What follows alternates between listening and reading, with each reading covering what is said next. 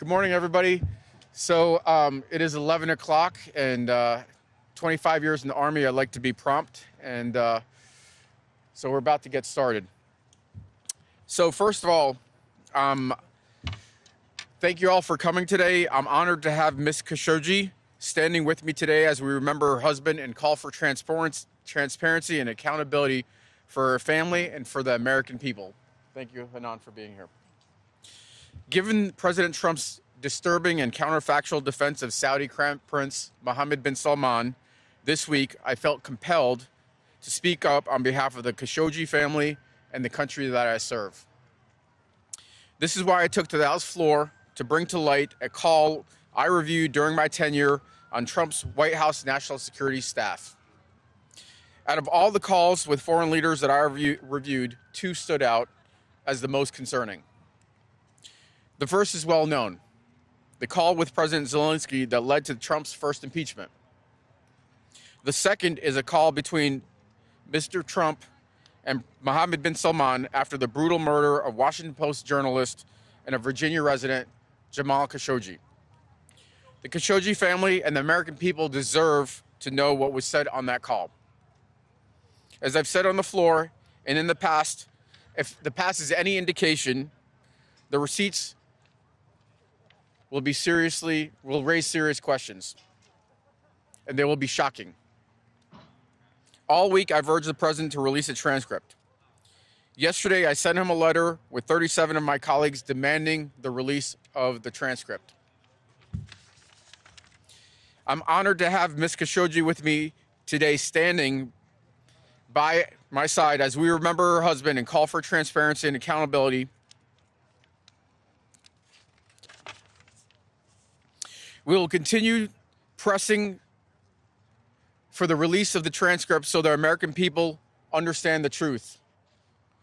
Our intelligence agencies concluded that Crown Prince Mohammed bin Salman ordered the murder of Ms. Khashoggi's husband.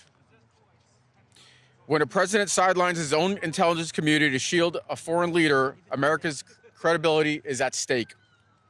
The Khashoggi family and the public deserve to hear the truth. We need straight answers about this conversation. We need the transcript. Once again, I'm calling on the president to release the transcript of this call. I'm now honored to introduce Ms. Hanan Elatr Khashoggi, the widow of Jamal Khashoggi, a native of Cairo, Egypt. She moved from the UAE, where she worked for over 20 years, here before her husband was brutally murdered. On July 20th, after 2 years of harassment and detainment, Hanan fled to the United States to claim political asylum. With the help of the United States Congress, she was able to get her work permit and was granted political asylum in December of 2023. She now resides in Arlington, Virginia. I will now turn the floor over to Ms. Khashoggi, and thank you for being here.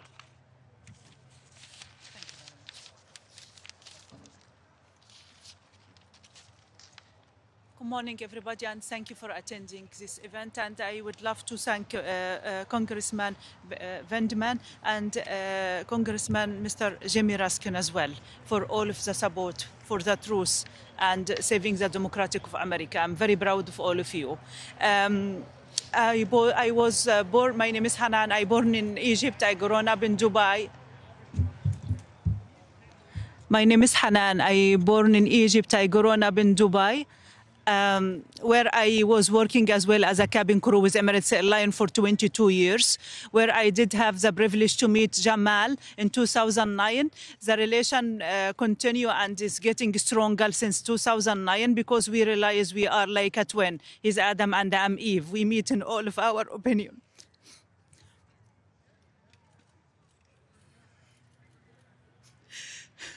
In 2016, Jamal Khashoggi was giving a speech via Zoom, and the Saudi authority did not like it. They decided to put him under house arrest.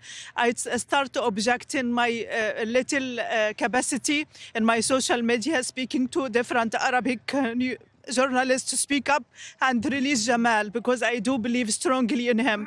Jamal was very kind man, stable man, and transparent man. Whatever he see in he say it in a camera. He used to say it in our house after we got married. after after I supported him in this cause, I did the Emirati did put me under surveillance. They spy on me. He managed to flee to America in 2017 and live in his apartment here in Tyson Corner. And he asked me to visit him. I managed to visit him in his birthday in March 2018. He proposed to get married to me, and he put the ring in my hand for engagement. And he told me, I might be a curse in your life, Hanan. I didn't know it will happen later on, and my life it will be thrown upside down. We continue in our relation, going back to Dubai to resume my work. The intelligence of United Arab Emirates was waiting for me, detained me, interrogating me, and questioned me for 17 hours all about Jamal, and assuming he have a network to change the throne in Gulf area, which is not true. We got married here in America, in Alexandria in June 2018. And we decided to build a life and to be away from all of this polarization in Middle East. But I encourage him to continue the way he are, supporting democratic freedom and the good future of the Middle East, especially to Saudi Arabia. They have the resource to develop. And I did not know this will backfire in him and getting a gap between him and the Saudi authority bigger. And last time we met, it was September, a few days before he fly to Turkey. He was supposed to visit Istanbul, Berlin, London, to buy apartment in Turkey, for he can get a citizenship and he can get some kind of medical insurance as well, because his health was going down. Jamal was suffering with a lot of medical condition before he left us. I did not know ever, and we never did assume they will take his life just because of his opinion. Jamal Khashoggi was very stable man, very kind man, and he met with different people, different background, and I promise you, you will walk away with a smile. This is the kind of Jamal Khashoggi. I heard this week something very disturbing me from President Trump about my husband. He's controversial and he's unliked. I would like to tell Mr. Trump, you're expressing someone else, not Jamal Khashoggi. Jamal Khashoggi was most stable man. He was a role model to represent us as an Arabic and Muslim, and he accepts everybody regarding your ideology background as well. They try to paint him like he's a friend of Osama bin Laden or his Muslim Brotherhood, and all of this excuse. This is not excuse to take his life away. There is no justification to kidnap him, torture him, and to kill him and to cut him to pieces. This is a terrorist act. What they did, this is 17 men in behalf of the order came from the Saudi authority. It's a terrorist act. And I try to take action, even I'm standing alone. I'm trying to take action in different countries, which is I land, because I have a privilege as a cabin crew. I land in these countries when I was under surveillance. After I fled to America, and we discovered they spy on me since 2017 with different spy material, including the Pegasus and Celebrate as well. We try to take action against this. I'm starting legal action in France and in UK as well. I'm looking for a brave lawyer in Turkey as well to assist me. And thank you for listening. Thank you very much. You're not alone. I want you to know that you're not alone. Thank you. Thank you. And I'm seeking the help of Mr. Congressman Vindman and Mr. Jimmy Raskin. I insist to get this content of the conversation between President Trump and Crown Prince Mohammed bin Salman to stand where is the truth. I need to know that what is the truth in this conversation. And I would appreciate if you try as much you can to save the democratic and the freedom to press and speech to America. Do not be copy of Middle East dictator country. We look to you here as a role model of modern civilization. Please maintain it. Thank you. Thank you. Thank you so much.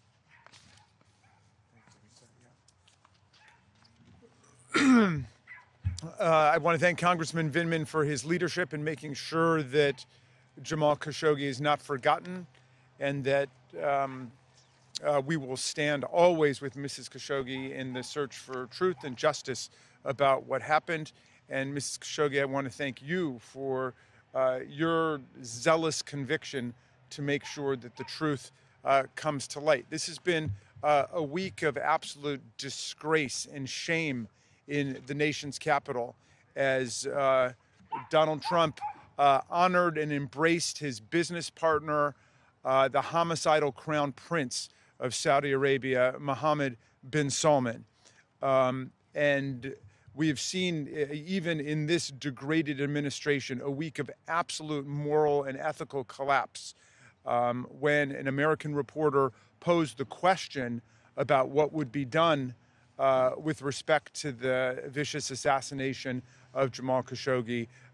Donald Trump reprimanded her for her insubordination as if she were a member of the U.S. Armed Forces, and then proceeded to say, as Mrs.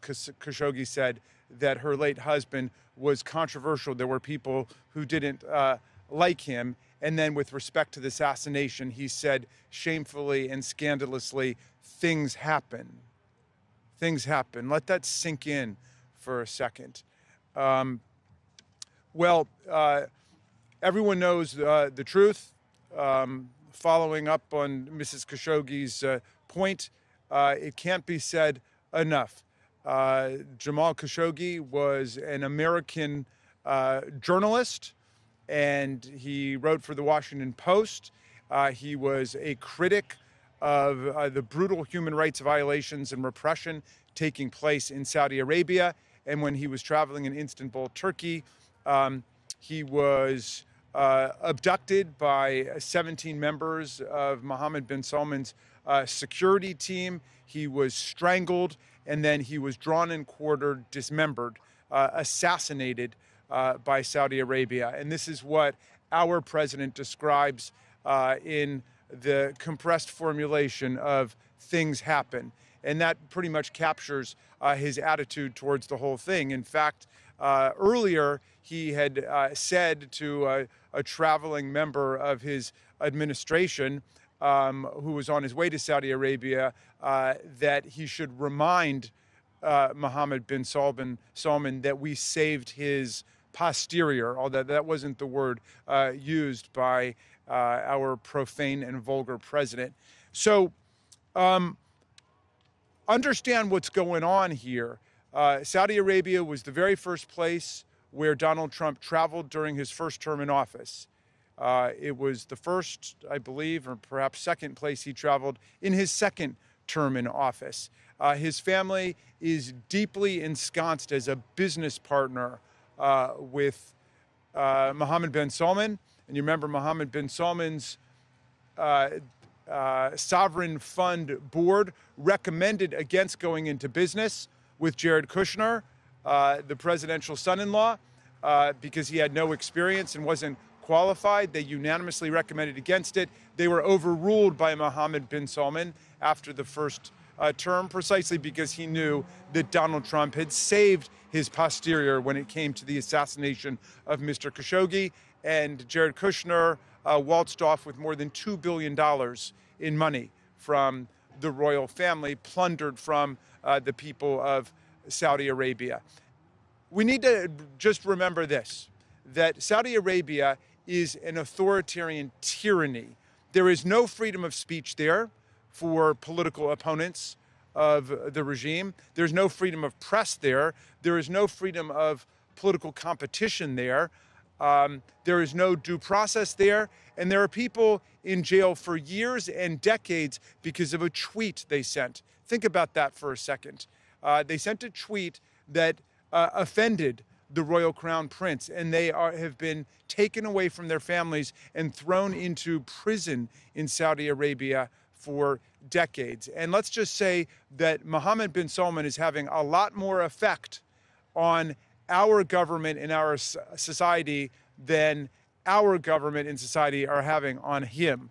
That is, we are being drawn in the direction of authoritarian monarchy and tyranny right now. We just got back from debating an absurd resolution on the horrors of socialism, clearly meant to embarrass the new mayor of New York, who's in town, meeting with President Trump. And so while we were discussing the horrors of democratic socialism. This very week, the horrors of theocratic authoritarianism were completely ignored and endorsed by Donald Trump and this administration and by our Republican colleagues in Congress.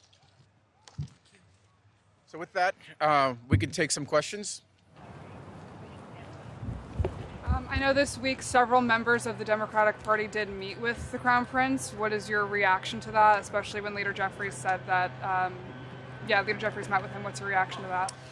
Look, I think that we, as the preeminent power on the planet, as a leader really up till recent times of the democratic free world, we have to deal with nations, sometimes unsavory nations. We may take meetings with the leader of North Korea and China and Russia and Saudi Arabia for that matter.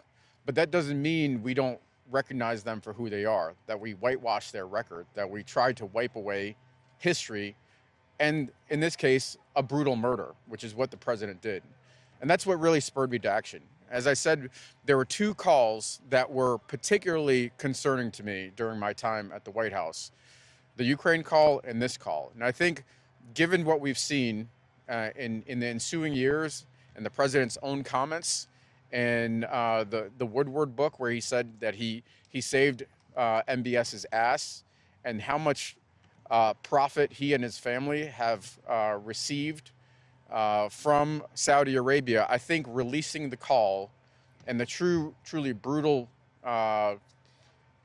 facts and circumstances that we're very well aware of are critically important for the American people to understand, and also to provide Ms. Khashoggi some closure, that her husband's life was meaningful.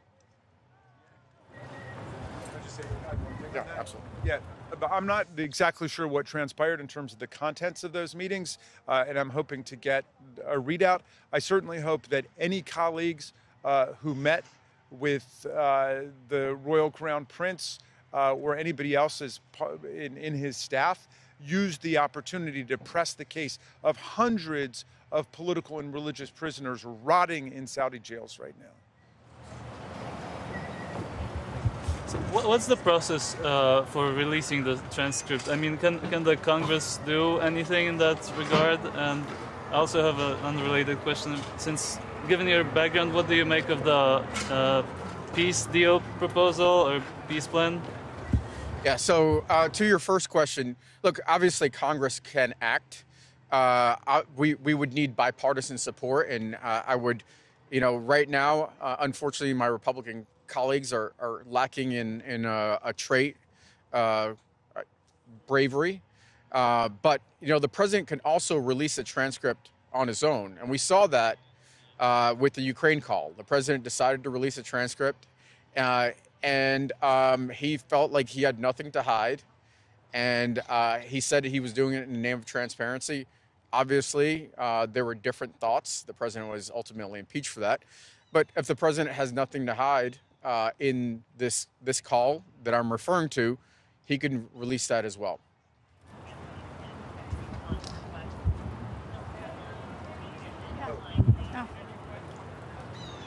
I want to ask, if this transcript is not released, are there other types of interviews, pieces of information, other ways that you could kind of glean more about the relationship between the president and MBS? Well, I mean, the short answer is yes. And you could look at the other public information that the president has put out there. This comment that he made in the Woodward book, that he saved MBS's ass. You could look at all of the different transactions that the president has been involved in and his family. But you could also, I think you would need to go back to an earlier point, and the conversation might be that point, where you can see where there was an offer of something, and then in exchange, the president got something in return. And so I think you could look at the entire course of conduct, and frankly, in my opinion, that call was shocking. And I'm sorry, to your second question about the peace deal in Ukraine, to me, this looks like terms that were dictated from Vladimir Putin to Donald Trump to direct the capitulation of the Ukrainians, and it's shameful and unacceptable. Is this laying the groundwork for a potential future impeachment effort or investigation if the Democrats were to take control of the House? Look, I'm a prosecutor, so I deal in facts and evidence, and so I think that any conversation regarding impeachment is probably premature. But there are serious concerns about the president's conduct, everything from his threats against Democratic lawmakers yesterday to a whole series of conduct, including conduct from a call during his first term. And so I think it's premature to talk about any formal procedures, but there are plenty of questions that need to be answered. And I see my colleague, you have nothing? Okay. Okay. What he said. Okay. My comments, yeah. All right. I just want to say the condoning by President Trump of the assassination of Mr. Khashoggi preceded by one day President Trump essentially endorsing threats against the lives of our colleagues who simply insisted that disobedience of unlawful orders is required for people in the military or by anybody in the government. So we cannot allow a situation to develop where the President of the United States is condoning and signaling the acceptability of assassination of foreign leaders or leaders in America. I know you can't say exactly what is on the call due to classification, but can you be at least general about why the call was concerning to you? Just give us anything more specific than just saying that it's shocking. Well, look, I think I've been specific in describing the facts and circumstances, using the terminology of quid pro quo, the ensuing benefits that the president reaped. That's as specific as I am prepared to be. I think we need to demand that the president be transparent, that he release the call transcript, that he is transparent with the American people, and frankly provide some closure to Ms. Khashoggi. So I think we'll wrap it there, and I just want to say thank you again for being out here, for being brave, and for continue to fight for your husband. Thank you. Thank you. Thank you, Mrs. Khashoggi. Thank you so much for your bravery. It's really good to see you. Anything?